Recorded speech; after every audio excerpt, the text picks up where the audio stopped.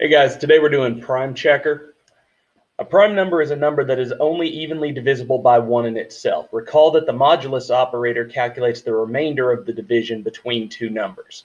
First, prompt the user to enter an integer, create a program that will check if the number is prime, and print to the console screen the result. Check for a prime number with a for loop and put the entire program in a while loop that allows the user to continue checking numbers until they choose to exit. Remember, for a number to be prime, none of the numbers from 2 to number minus 1 can divide evenly. So we'll be doing an if test inside of that loop. Sample output, press 1 to check if a number is prime or 2 to exit. We'll put something similar to that and go from there.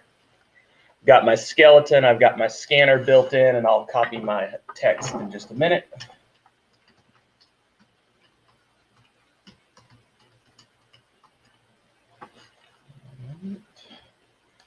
I'm going to do a little bit different there because it's prime anyway. So enter -1 to exit or any other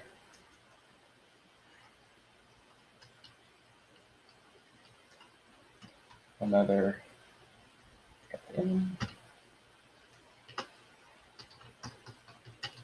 to see if it is prime.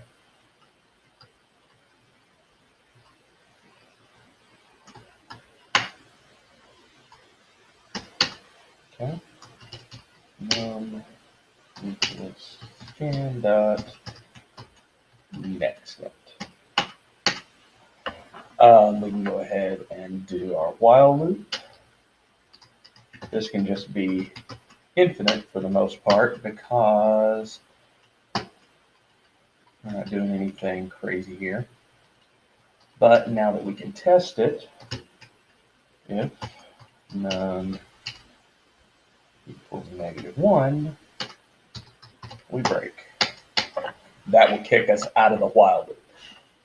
All right, now otherwise, it's a fairly simple program. We're looking to see if a number is prime, and as we've already stated, that means that the number cannot be divisible by anything greater than 1 or less than the number itself. So that defines our for loop. So for loop's there. We'll worry about the test in just a second. So normally, I would grab a variable and start at 0. 0 doesn't make any sense. It can't be a factor. Then we go to our next choice would be 1. 1's not an option because everything is divisible by 1. So for this program, we can logic out and skip to begin at 2. Similarly, normally we would go less than or equal to num, but since we know that anything is a factor of itself, we can take out the equal sign. There's another test we've avoided. And then we just increment. There you go. Now, how we determine if something is prime is it needs to get all the way through this loop and never trigger. So there's a few ways to do this. I'm going to choose to do a flag. So we talked about flags before. They're Boolean operators that are either true or false. So I'm going to create a Boolean real fast. And we'll just call it is prime because that's what we're testing. And we'll call it true by default. Okay? If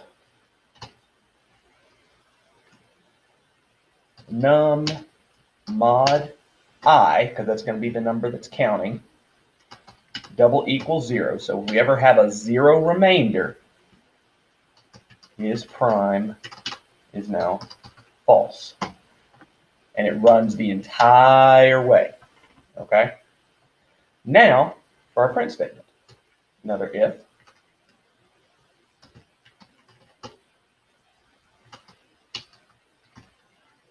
If it is true,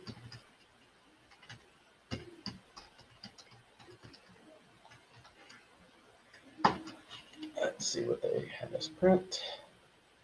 It blank is a prime number. So we do num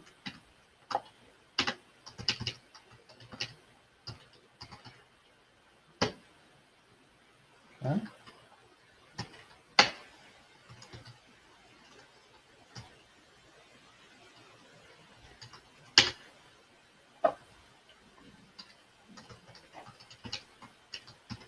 So we know what that is. And that's all we need. I'm going to put a spacer after each one of these just so we can spread it out. And here we go. So 13 is the number they guessed. We know a couple of primes on our own. Enter -1 to exit or another integer to see if it is prime. I could take that one off this one. 13. 13 is a prime number. Okay. Give us another one. We'll go 29.